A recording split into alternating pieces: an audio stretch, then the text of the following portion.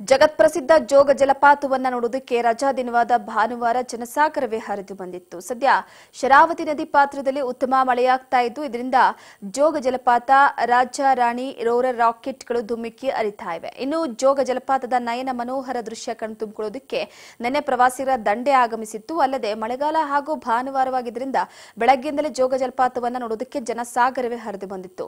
ರಾತ್ರಿಯಾದರೆ ಪ್ರವಾಸಿಗರು ಕದಲದೆ ಇದ್ದದ್ದು ವಿಶೇಷವಾಗಿತ್ತು.